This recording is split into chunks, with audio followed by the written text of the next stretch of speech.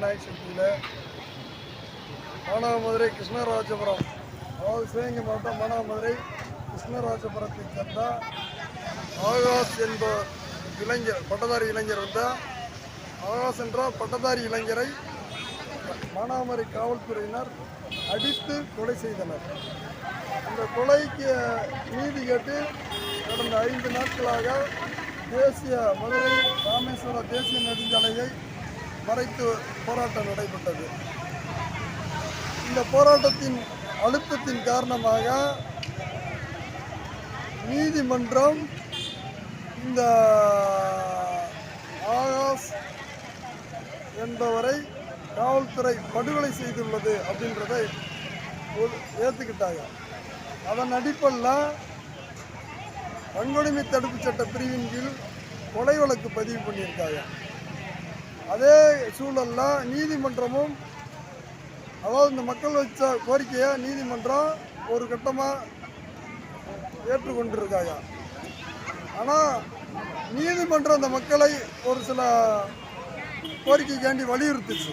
அந்த தேசிய நெடுஞ்சாலையில் நடைபெற்ற அந்த போராட்டத்தை கைவிடுங்க, உங்களுக்காண்டி ஒரு இடம் பழைய மானாமதுரையில் உள்ள பழைய பேருந்து நிலையத்தில் அந்த போராட்டத்தை நடத்திக்கங்க, உங்கள் உரிமையை, உங்கள் உணர்வை நாங்கள் மதிக்கிறோம், அதனால் அதை மாற்றி வச்சுக்கோங்க அப்படின்னு சொல்லி கோரிக்கை வச்சுச்சு.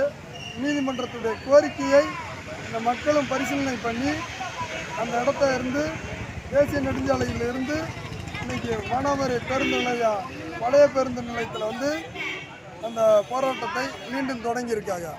இந்த மக்களுடைய கோரிக்கை என்னவென்றால், ஆகாஷை அடித்து படுகொலை செய்த காவல்துறை ஆய்வாளர் திலீபன், திருப்போண காவல்துறை ஆய்வாளர் திலீபன், மானாமதுரை சார்பு ஆய்வாளர் புகன் மற்றும் 14 காவலர்களை கொலை வழக்கில் பதிவு செய்யணும்.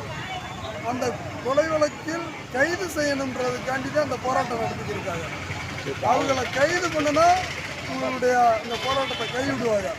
இல்லாட்டி அந்த குற்றவாளிகளை கைது பண்ணவில்லை என்றால் ஆகாஷுடைய உடலை அதுவரை வாங்க மாட்டோம் அப்படின்றதுல உறுதியாக இருக்காங்க.